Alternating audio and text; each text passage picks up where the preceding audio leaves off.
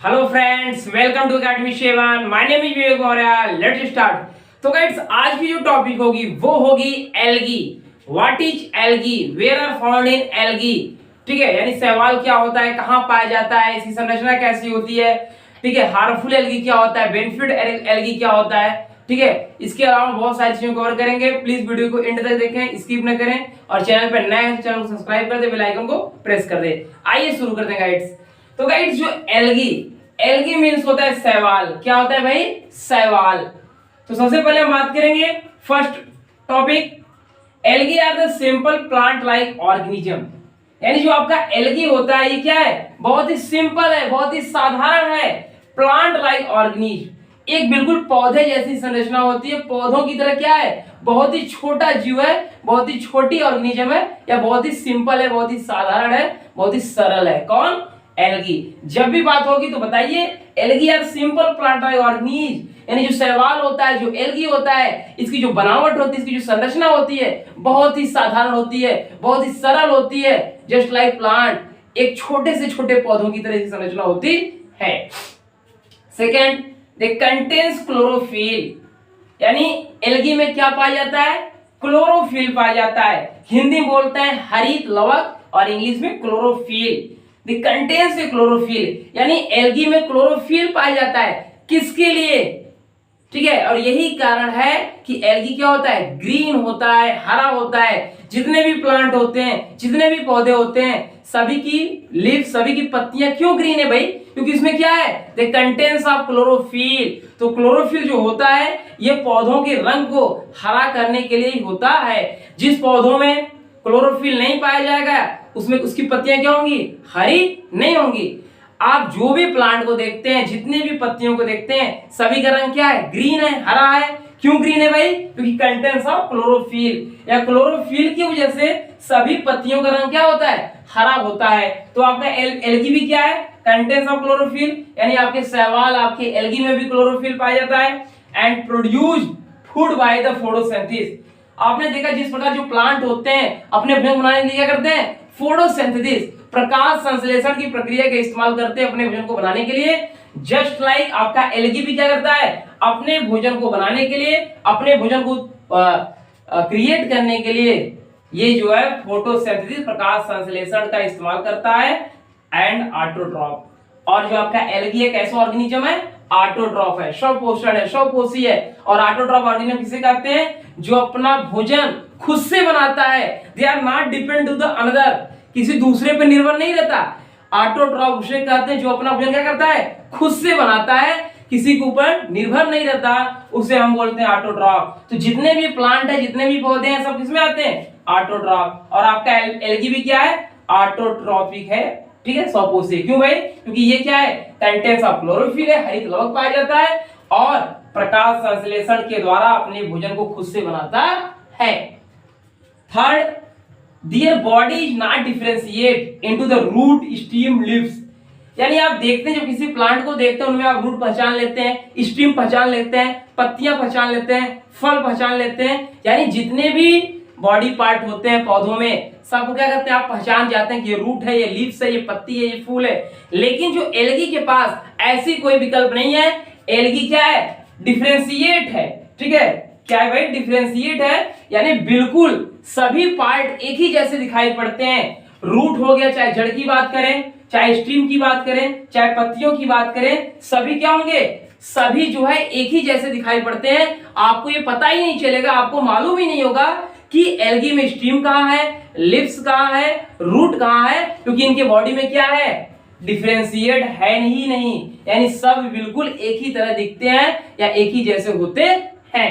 अगली point guys, algae are found in fresh and marine water. ठीक है, जो एल्गी होता है, जो शैवाल होता है, ये कहां पाया जाएगा, फ्रेश एंड मैराइन वाटर, साफ और गंदे पानी, यानी दोनों कंडीशन में पाया जाएगा। चाहे साफ पानी की बात हो, चाहे गंदे पानी की बात हो, दोनों स्थानों पे, दोनों जगहों पे क्या होगा, एल्गी पाया जाता है।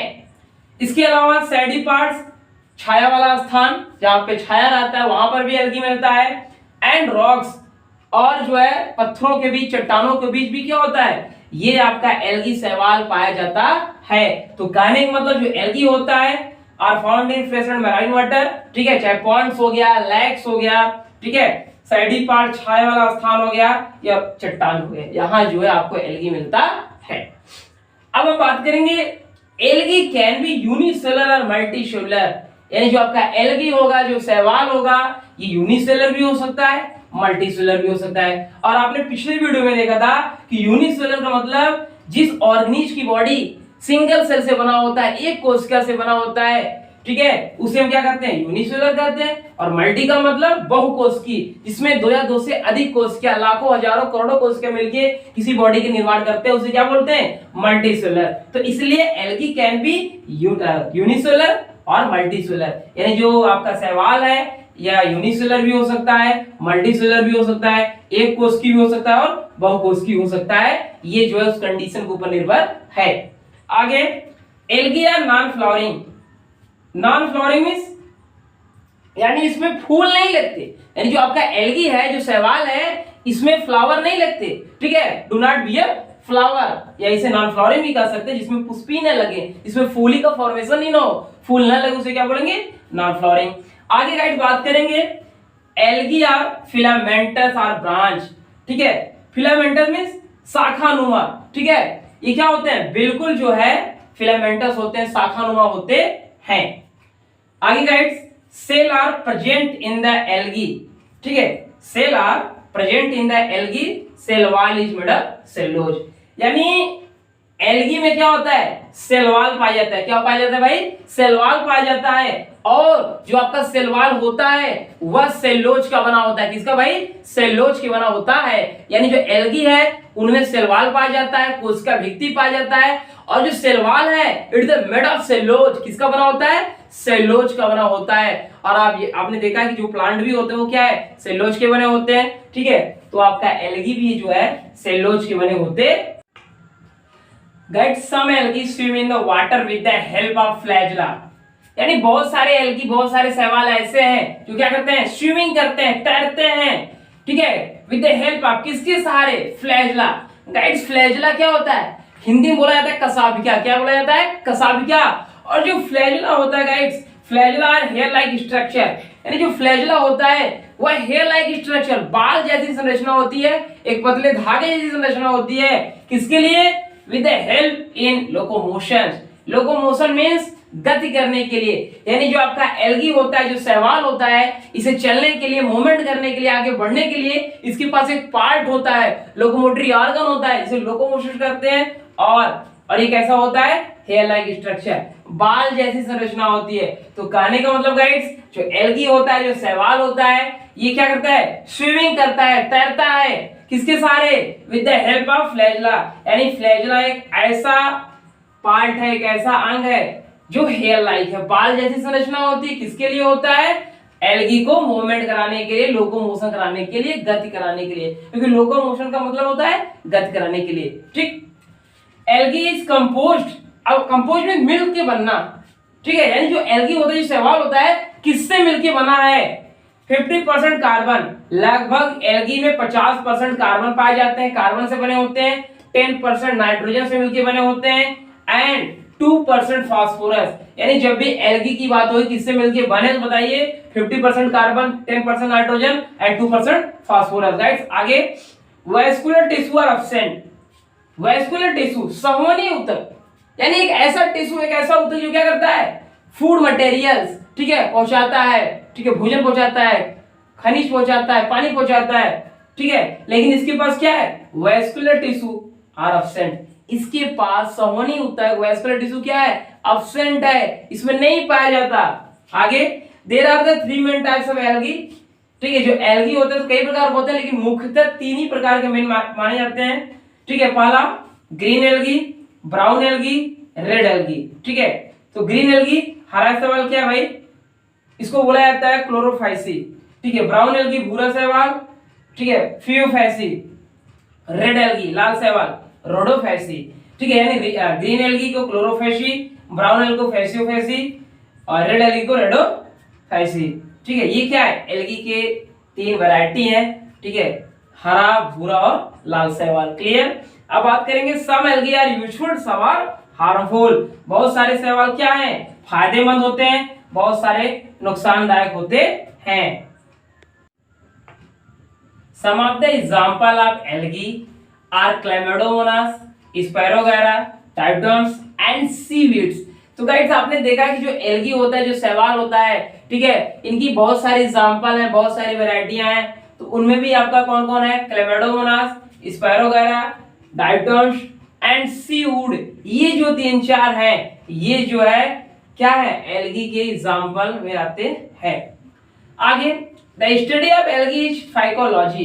ध्यान दीजिएगा, फाइकोलॉजी मीन्स क्या होता है, द स्टडी ऑफ एल्गी, ठीक है, जिसमें हम क्या करते हैं, शैवालों के बारे में अध्ययन करते हैं, एल्गी के बारे में जानते हैं, एल्गी के बारे में सीखते हैं, उसे क्या बोला जाता है, फाइकोलॉजी।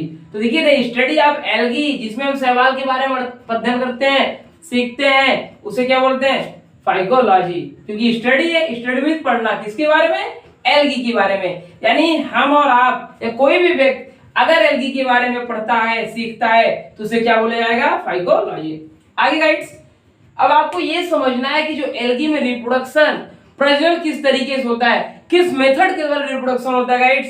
तो रिप्रोडक्शन, वेजिटेटिव रिप्रोडक्शन, ठीक है, सेक्सुअल रिप्रोडक्शन एंड एसेक्सुअल, यानी लैंगिक जनन और अलैंगिक जनन दोनों होगा, और वेजिटेटिव रिप्रोडक्शन, कायिक प्रजनन भी इसमें देखने को मिलता है। यानी एल्गी में वेजिटेटिव रिप्रोडक्शन भी होगा, सेक्सुअल भी होगा, एसेक्सुअल भी होगा, ठीक है, कायिक प्रजनन, लैंगिक और अलैंगिक जनन, ठीक है, कई तरीके से होता है। आगे guides, spirulina, chlorella and more are the some edible algae. देखिए स्पाइरुलिना, गाइड्स स्पाइरुलिना एक ऐसी एल्गी है जो बहुत सारे मेडिसिन बनाए जाते हैं, बहुत सारे दवा बनाए जाते हैं, और लगभग मेडिकल साइंस में जितने भी मल्टीविटामिन की कैप्सूल होते हैं, ठीक है, चाहे वो विटामिन की गोली हो, चाहे कैल्शियम की गोली हो, आयरन हो, मैग्नीशियम हो, सोडियम हो, क्या है, स्पाइरुलिना या क्लोरेला में क्या है, एक अच्छा सोर्स माना जाता है। इसलिए spirulina and chlorella and more are some edible, इसके अलावा बहुत सारे हैं। एडिबल मींस खाने योग्य, यानी जो आपका स्पाइरुलिना एंड क्लोरेला, ये जो दो वैरायटी है, दो उदाहरण है, ये क्या है, बहुत ही अच्छी क्वालिटी है, खाने योग्य है। इनका प्रयोग जो है that are used in the food, हम अपने भोजन में कर सकते हैं, एंड मेडिसिन, और बहुत सारे मल्टीविटामिन, ठीक है, दवाइयां को बनाने में इसका प्रयोग होता है। और आपने देखा होगा कि इस समय सबसे ज्यादा जो है मानव की जो लाइफ स्पेन है, जीवन काल है, वो जो है जापान की माना जा रहा है। किसकी भाई, जापान की। क्योंकि जापान के जो लोग हैं वो क्या खाना पसंद करते हैं, अपने फूड में, अपने खाने वाले पदार्थ में एल्गी को ऐड करते हैं, एल्गी को जोड़ते हैं, ठीक है। जो इंडियन पीपुल है, जो भारतीय लोग हैं, एल्गी को बहुत ही कम लोग खाते हैं, बहुत ही कम लोग इसके बारे में जानते हैं, इसके बेनिफिट क्या होता है बहुत कम लोग जानते हैं। लेकिन जापान के जितने भी लोग हैं वो क्या करते हैं, इसको पूरी तरीके से क्या करते हैं भाई, इसको सेवन करते हैं, इसको खाते हैं, क्योंकि इनको इनके फायदे के बारे में पता है, ठीक है। आगे, algae are the main source of vitamins. अब हमें ये समझना है हम एल्गी खाएंगे क्यों भाई, हम दाल खा सकते हैं, दूध खा सकते हैं, अंडे खा सकते हैं, वेजिटेबल खा सकते हैं, हम एल्गी क्यों खाएं। अगर इसको खाने से आपके बॉडी में कुछ फायदा पहुंच रहा है तभी आप खाएंगे। तो क्या क्या मेन स्रोत है भाई, विटामिन ए, ई, कुछ बी भी पाया जाता है, विटामिन ए हो गया, ई हो गया, विटामिन बी हो गया, मिनरल्स खनिज हो गए, आयरन हो गया, मैग्नीशियम हो गया, कैल्शियम हो गया, आयरन हो गया। आप देख रहे हैं कि जो एल्गी वाली सवाल है वो क्या है, एक सुपर फूड का काम कर रहा है, ठीक है, बहुत सुंदर। हम क्या करेंगे, एक सुपर फूड, एक जो है नए वर्ड को जोड़ रहे हैं इस लाइन में, सुपर फूड। जो आपका एल्गी है वो क्या है, सुपर फूड माना जाता है। क्या भाई, जो एल्गी है आपका वो जो है सुपर फूड माना जाता है। एक नया वर्ड मैं जोड़ रहा हूं, और यह वर्ड आपको बहुत ही कम देखने को मिलेगा, ठीक है, हर जगह आपको देखने को नहीं मिलेगा। सुपर फूड एक ऐसा भोजन जो क्या करता है, इसमें सभी प्रकार के न्यूट्रिएंट पाए जाते हैं, चाहे विटामिन ए, ई हो, बी हो, आयरन, मैग्नीशियम, कैल्शियम, आयरन, जब सभी चीज पाया जा रहा है। जैसे आप दूध में देखा कि दूध क्या था, सुपर फूड था, क्योंकि सभी प्रकार के पोषण पाए जाते हैं। तो जस्ट लाइक आपके एल्गी, आपके शैवाल में भी क्या है, बहुत सारे न्यूट्रिएंट पाए जाते हैं, पोषक तत्व पाए जाते हैं, जिसलिए इसे सुपर फूड कर सकते हैं, ठीक है। और हार्मफुल भी एल्गी होते हैं, नुकसानदायक भी होते हैं, ठीक है। और आपको देखिए जो साइंटिस्ट होते हैं वही पहचान पाते हैं कौन यूजफुल है कौन हार्मफुल है। एक नॉर्मल व्यक्ति जो एल्गी को नहीं पहचान पाएगा कि यूजफुल है क्यों हार्मफुल है। अगर हार्मफुल खा लेंगे तो आपको हो सकता है नुकसान भी कर दे, बीमार भी कर दे, ठीक है। कभी कभी हमारे एक्वेटिक लाइफ को भी पोल्यूटेड कर देता है, दूषित कर देता है, ठीक है। जो हार्मफुल होता है वो नुकसानदायक होता है, तो जाहिर सी बात है नुकसानदायक आप यूज नहीं करेंगे, हम क्या यूज करेंगे, यूजफुल। तो यूजफुल में स्पारुलिना क्या है, it is the best source of nutrient. जब भी न्यूट्रिशन की बात होगी, मेडिसिन की बात होगी, तो स्पारुलिना क्या है, सबसे पहले आएगा, ठीक है। तो एक बार साइड में देख लेते हैं। एल्गी जो है बहुत ही सिंपल ऑर्गेनिज्म है, ठीक है। ये जो है आपका यूनिसेलुलर मल्टीसेलुलर दोनों होता है। ये तालाबों में पाया जाता है, साफ और गंदे पानी में पाया जाता है। शाखानुमा संरचना होती है, इसके पास फ्लैजला होता है मूवमेंट करने के लिए, ठीक है। ये यूजफुल होता है, हार्मफुल होता है, दवाएं बनाई जाती है, मेडिसिन बनाए जाते हैं, ठीक है। सेक्सुअल वेजिटेटिव रिप्रोडक्शन कई तरीके होते हैं, इसमें हम एल्गी के बारे में पढ़ते हैं, उसे फाइकोलॉजी बोलते हैं, ठीक। इसके अलावा भी बहुत चीज आपने सीखा। तो गाइड्स वीडियो पे एंड करेंगे, और I hope you like this video. Please like, share and subscribe and press to bell icon. फिर मिलेंगे एक नए वीडियो के साथ, तब तक के लिए take care, thanks for watching.